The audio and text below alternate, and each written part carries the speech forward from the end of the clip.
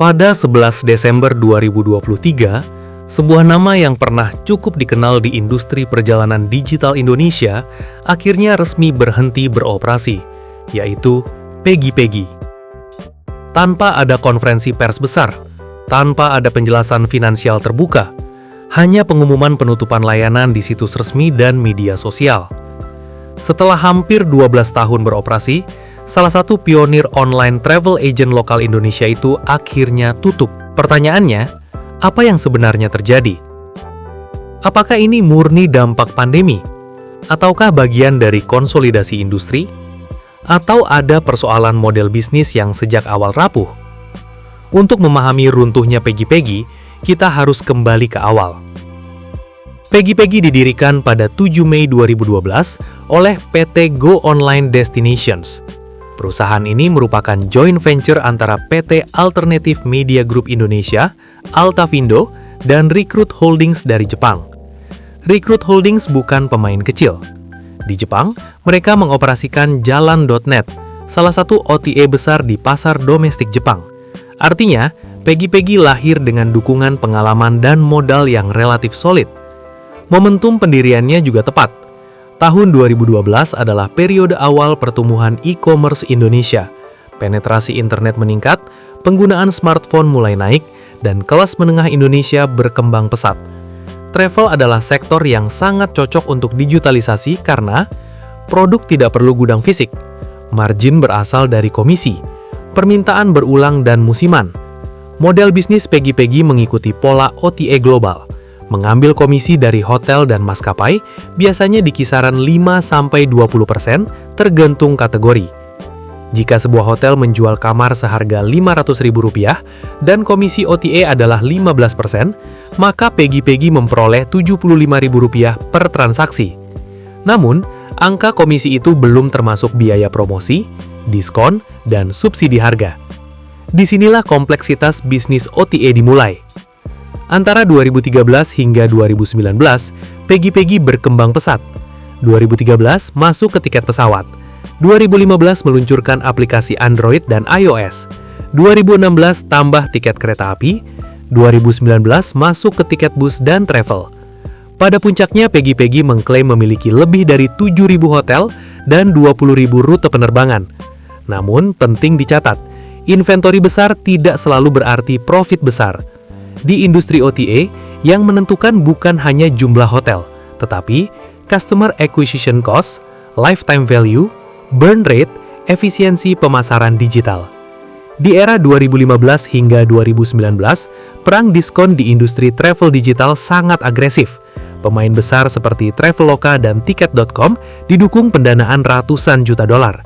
Sebagai pembanding, Traveloka telah menggalang pendanaan lebih dari 1 miliar US dollar dalam beberapa putaran investasi besar. Pegi-Pegi tidak pernah mengumumkan angka pendanaan publik sebesar itu.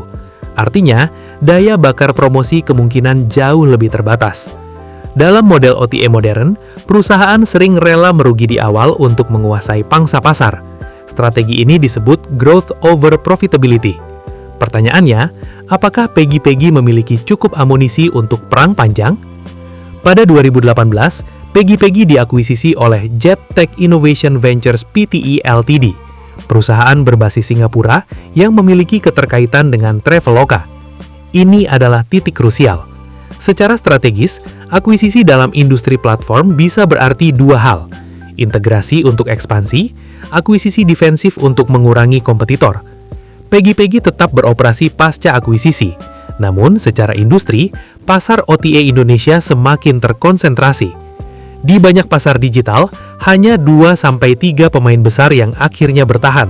Sisanya perlahan tersisih karena margin tipis, tingginya biaya iklan digital, ketergantungan pada Google Ads dan SEO, loyalitas konsumen yang rendah. OTA bukan seperti marketplace dengan ekosistem penjual besar. Konsumen cenderung memilih harga termurah, bukan platform paling setia. Ini membuat switching cost sangat rendah. Tahun 2020 menjadi titik balik brutal. Pandemi COVID-19 menghentikan mobilitas global. Penerbangan lumpuh, hotel kosong. Pendapatan OTA turun drastis. Model bisnis komisi berarti, jika tidak ada transaksi, tidak ada pendapatan. Sementara itu biaya tetap seperti gaji karyawan, infrastruktur teknologi, server, customer service, kontrak pemasaran, semuanya tetap berjalan. Banyak OTA global melakukan PHK massal pada periode ini, bahkan pemain besar pun terpukul. Jika Peggy sudah berada dalam posisi kompetitif yang ketat sebelum pandemi, maka tekanan pandemi bisa mempercepat erosi finansial. Masalah terbesar OTA di masa pandemi bukan hanya penurunan transaksi, tetapi lonjakan refund. Refund berarti arus kas keluar, tidak ada komisi, beban operasional tetap. Cash flow menjadi isu utama. Di bisnis digital, perusahaan bisa bertahan jika investor terus menyuntik dana. Jika tidak, runway akan habis. Pada Desember 2023, Peggy mengumumkan penghentian layanan.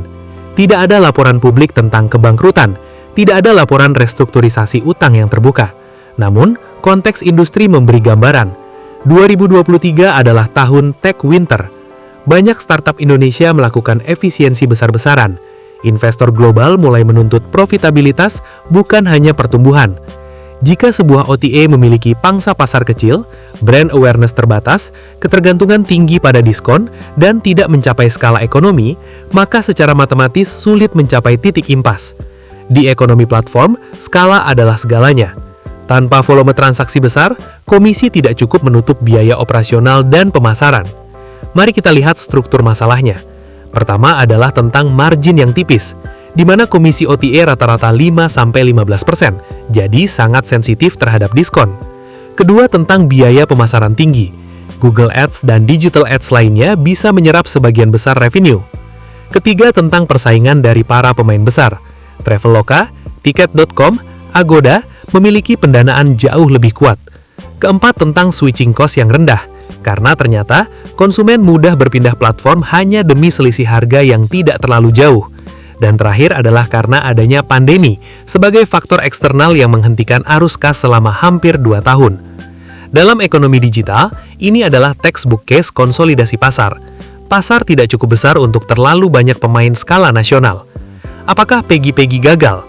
Dari sudut pandang bisnis jangka panjang, ya, mereka tidak bertahan. Namun, dari perspektif sejarah digital Indonesia, Peggy adalah bagian penting dari fase awal digitalisasi pariwisata. Mereka membantu membiasakan masyarakat Indonesia melakukan booking hotel dan tiket secara online. Mereka beroperasi 12 tahun, angka yang tidak kecil di dunia startup. Penutupan Peggy bukan sekedar kisah satu perusahaan. Ia mencerminkan evolusi ekosistem startup Indonesia, dari era ekspansi agresif ke era seleksi alam berbasis profitabilitas. Di ekonomi digital, tidak cukup hanya hadir lebih awal, tidak cukup hanya memiliki investor besar. Yang menentukan adalah skala, efisiensi, dan daya tahan modal. Peggy telah berhenti, namun kisahnya menjadi studi kasus penting tentang bagaimana industri platform bekerja, dan bagaimana akhirnya hanya sedikit yang bisa bertahan.